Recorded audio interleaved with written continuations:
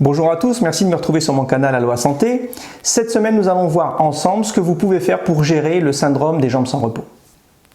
Si vous rencontrez tous les critères de ce syndrome, alors pour ça je vous renvoie à la vidéo « Les syndromes des jambes sans repos » pour avoir plus de détails. Donc, si vous rencontrez tous ces critères, alors un traitement peut vous être proposé dans le but essentiellement d'améliorer votre qualité de vie.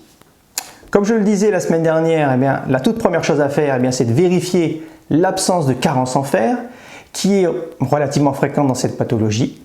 Et s'il y a diminution des stocks de fer dans l'organisme, confirmé par la biologie bien sûr, il faut traiter par une supplémentation orale.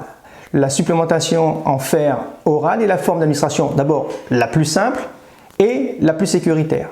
Certains scientifiques recommandent de prendre un verre de jus d'orange afin d'espérer améliorer l'absorption, mais en fait on ne sait pas trop comment ça marche. Par contre, ce qu'on sait, c'est qu'il ne faut pas prendre de fer en même temps que le calcium si vous prenez du calcium.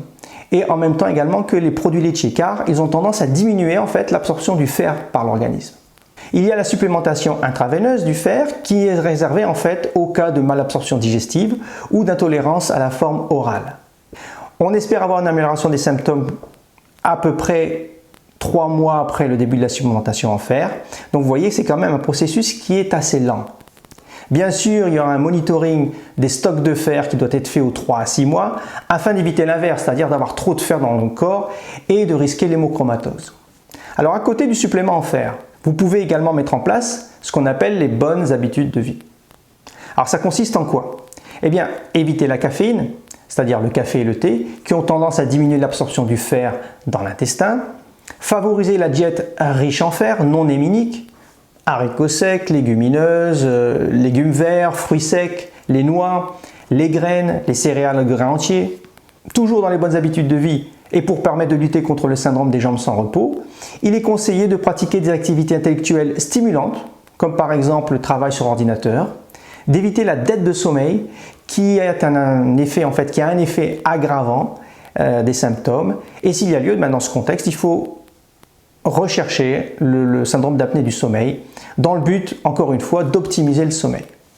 De même, il serait intéressant de vérifier si certains médicaments ne seraient pas des facteurs aggravants, comme le métoclopramide par exemple, qui est un antiémétique puissant, certains antidépresseurs et les antiallergiques comme les antihistaminiques sédatifs.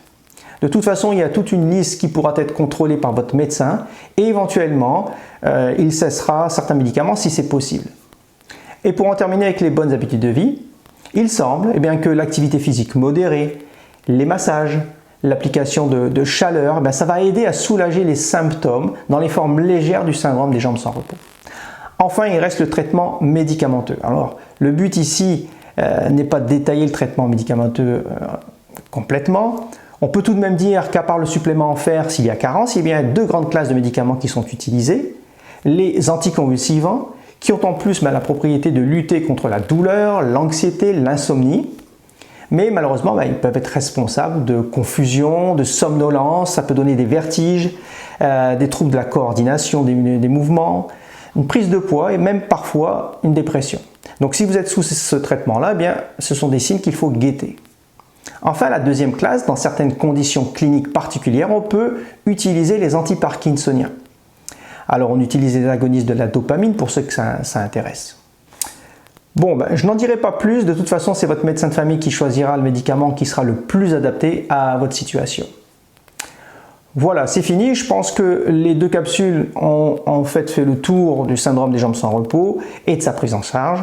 J'espère vraiment sincèrement que cette vidéo vous sera utile et moi je vous dis à bientôt, bye bye.